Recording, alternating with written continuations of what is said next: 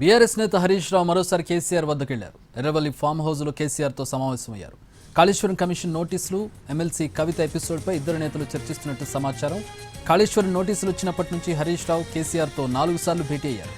ఈ నెల 20, 22, 28 తేదీల్లో ఇద్దరు నేతలు భేటీ అయ్యారు. ఈ రోజు మరోసారి రావడంతో ప్రాధాన్యత సంతరించుకుంది.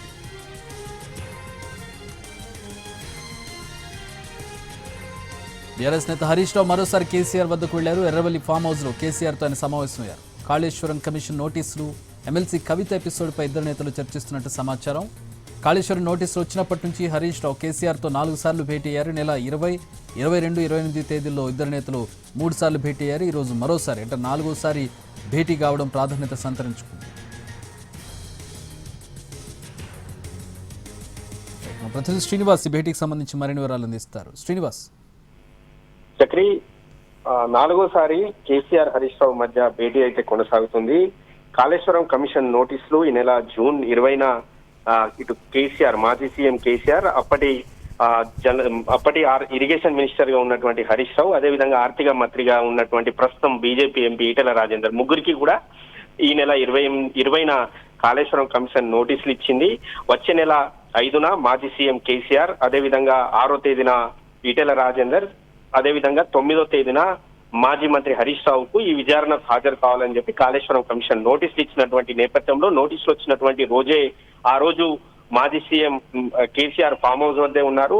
ఆ సందర్భంలో మాజీ మంత్రి హరీష్ రావు సిద్దిపేట పర్యటనలో ఉన్నారు. సిద్దిపేట పర్యటనలో ఉండగానే విషయం తెలవడంతో అక్కడి నుంచి నేరుగా ఫామ్ హౌస్ కి వెళ్లి ఈ కాళేశ్వరం కమిషన్ నోటీసుల పైన చర్చించారు. ఆ తర్వాత 22వ తేదీన చర్చించారు.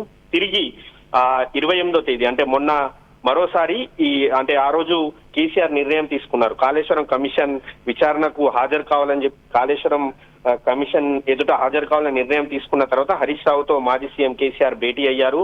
అసలు విచారణకు సంబంధించినటువంటి అంశాలు, అసలు గతంలో వెళ్ళినటువంటి విచారణకి వెళ్ళినటువంటి రిటైర్డ్ ఇంజనీర్లు కావచ్చు, అదేవిధంగా సాంకేతిక నిపుణులు ఎవరైతే ఉన్నారో వారి దగ్గర నుంచి కూడా సమాచారం సేకరించి అసలు కమిషన్ ఏమేమి అడిగింది, ఏమేం చెప్పారన్న దానిపై పూర్తి వివరాలు తెలుసుకున్నారు కేసీఆర్. అదేవిధంగా హరీష్ రావును కూడా అసలు ఆ కమిషన్ ముందు హాజరు కానున్న నేపథ్యంలో అక్కడ వినిపించాల్సినటువంటి వాదనలు ఏంటి, అదేవిధంగా కమిషన్ కు ఇవ్వాల్సినటువంటి వివరణలు ఏంటి అన్న దానిపైన మాత్రం ఇప్పటికీ వారు సుదీర్ఘంగా చర్చిస్తూనే ఉన్నారు. అదేవిధంగా కమిషన్ ఏర్పాటైనప్పటి నుంచి, కాళేశ్వరం కమిషన్ ఏర్పాటైనప్పటి నుంచి ఇప్పటివరకు జరిగినటువంటి విచారణ తీరుతెన్నులన్నీ అన్నిటిపైన కూడా కేసీఆర్ సమీక్షిస్తున్నట్టయితే తెలుస్తుంది. అదేవిధంగా కాళేశ్వరం ప్రాజెక్ట్ లో అంతర్భాగమైనటువంటి మేడిగడ్డ బ్యారేజ్ కి సంబంధించినటువంటి అన్ని డాక్యుమెంట్లు క్రోడీకరించి కూడా ఒక నివేదిక కూడా సిద్ధం చేస్తున్నట్టయితే మనకు తెలుస్తుంది.